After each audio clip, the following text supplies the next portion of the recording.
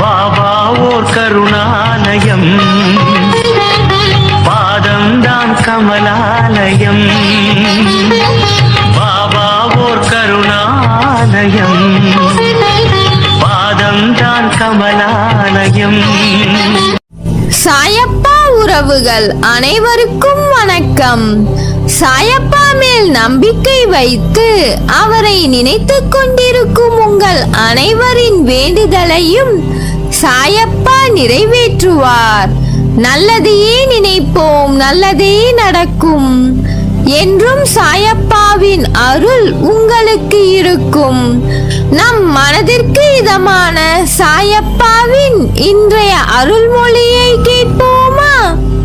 அன்பு குழந்தையே, வாழ்க்கை என்பது வாழ்வதற்கே.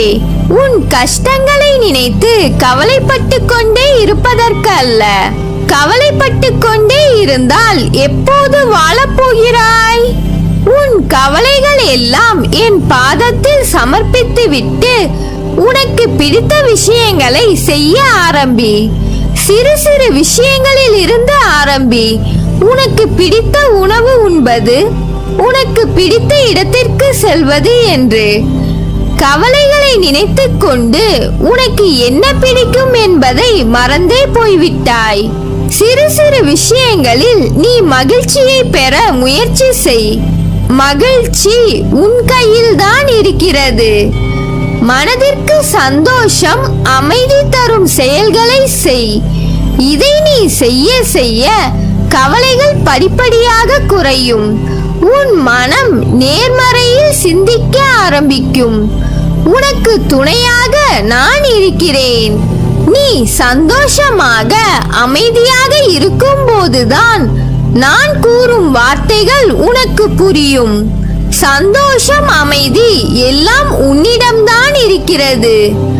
உன் கஷ்டங்களையும் கவலைகளையும் நினைத்து நினைத்து நீ உன் சந்தோஷத்தை இழந்து விட்டாய். உனக்கு வரும் கஷ்டங்கள் உன்னை வாழ்வில் அடுத்த கட்டத்திற்கு நகர்த்தி செல்லவே வழங்கப்படுகிறது. அதை புரிந்து கொண்டு இந்த கஷ்டத்தில் இருந்து சாயப்பா நமக்கு கற்றுத்தரவிருக்கும் விஷயம் என்ன என சிந்தி. அப்படி சிந்திக்கும் போது உனக்கான வழி பிறக்கும்.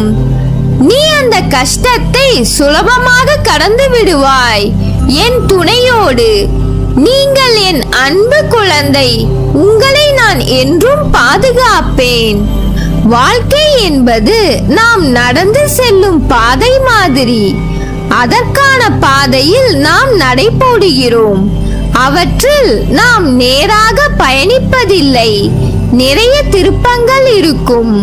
நம் வாழ்க்கையும் அப்படித்தான். பயணத்தில் சிந்திக்கும் நிகழ்வுகளும் அதன் மூலம் நாம் கற்று அறியும் அனுபவ பாடங்கள் வாழ்க்கையை பற்றிய புரிதலை ஏற்படுத்தும். பயணங்கள் எதற்கு, எதனால் என எல்லா கேள்விக்கும் விடை கிடைக்கும். உன் வாழ்வில் இப்படி என தோன்றிய அனைத்து கேள்விகளுக்கும் விடை கிடைக்கப் போகும் நேரம் வந்துவிட்டது. நம் பயணத்தின் பயன் நாம் உணர்ந்த பாடங்களும் கற்று உணர்த்திய அனுபவங்கள். ஒருவரின் மனதை புரிந்து நடப்பவர்களின் அறிவு கல்வி கற்றவர்களை காட்டிலும் மேம்பட்டது. ஏனென்றால் நாம் புரிந்து கொண்டு இருப்போம். ஆனால் அந்த சூழ்நிலையில் அவர்களை பற்றி தெரிந்த விஷயங்கள் நம் கண்ணை மறைத்து சூழ்நிலை என்ற நிர்பந்தத்தில் நம்மை நிற்கச் செய்யும். அந்த நேரத்தில் நாம் புரிந்த விஷயங்களை புரியாது நடப்பது போன்றுதான் நம்மை அசைய வைக்கும். உனக்கான வாசல் திறந்து விட்டது. நிச்சயம் உனக்கான பதிலை பெற்று நிம்மதியும் சந்தோஷத்தையும் அமைதியையும் மீட்டு எடுப்பாய். உன் சாயப்பா உன் உயிராய் இருக்கிறேன். உன்னுடன் எப்போதும் இருப்பேன். என்னை காணவில்லை என்று வருத்தம் அடையாதே. உன் கண்களை மூடி என்னை மனதார நினை. என் ஒளி உருவம் உன் முன்னர் தோன்றும். உனக்கான அனைத்து பதில்களும் தகுந்த நேரத்தில் தருவேன். என் அருளும் ஆசையும் எப்போதும் உண்டு. நீ ஜெயமாக வாழ்வாய். இந்த உலகில் எதுவும் நிரந்தரமில்லை. பணம், பொருள், பதவி, அதிகாரம், உறவுகள், உடல்நிலை, இது உனக்கு மட்டுமல்ல, உலகில் உள்ள அனைவருக்கும் பொருந்தும். எல்லாம் குறிப்பிட்ட காலம் வரை மட்டுமே. என்றும் நிலையானது அன்பு மட்டுமே. இவ்வுலகம் இன்றும் இயங்குவது அன்பினால்தான். அதை புரிந்து இன்பத்தையும் துன்பத்தையும் சரிசமமாக நினைக்க உன் மனதை பக்குவப்படுத்திக் கொள். எல்லோரிடத்திலும் அன்பு செலுத்து. யாரிடமும் பாராமுகம், பகைமை காட்டாதே. இன்பத்தை கண்டு மிகவும் பரவசப்படாமலும் துன்பத்தை கண்டு துவண்டு போகாமலும் உன்னை சமநிலையில் இருக்க பழகிக்கொள். மன வலிமையோடும் நிதானத்தோடும் உனக்கு வரும் தடைகளை நீ எதிர்த்து செயல்பட்டால் வெற்றி என்ற உணர்வை அடைவாய். உனக்கு வரும் கஷ்டமான காலத்திலும் உன் தோல்விகளிலும் நீ மனம் தளராது செயல்பட்டால் எல்லாம் வெற்றியே. நேர்மையாகவும் உள்ளபூர்வமாகவும் செயல்படும் போது நீ எதற்கும் அஞ்சாதே. எதையும் துணிந்து எதிர்த்து நில். உனக்காக நான் துணை நிற்பேன். உன்னை நிச்சயம் நல்வழிப்படுத்துவேன். எதை செய்ய நினைத்தாலும் என்னை நினைத்து செயல்படு. நான் கைவிட மாட்டேன். என் வார்த்தைகள் மீது நம்பிக்கை வைத்து செயல்படு. உனக்கு என்றும் துணை இருப்பேன். நல்லதே நடக்கும். உன் வாழ்க்கையில் நீ பயணித்த பாதையை நான் பார்க்கிறேன். சந்தோஷம், நிம்மதியை விட கஷ்டமும் கண்ணீரும் இருப்பதை என்னால் உணர முடிகிறது. உன்னை தேற்றுவதற்காகத்தான் நான் இங்கு உனக்கான எல்லாவற்றையும் சரி செய்து கொண்டிருக்கிறேன்.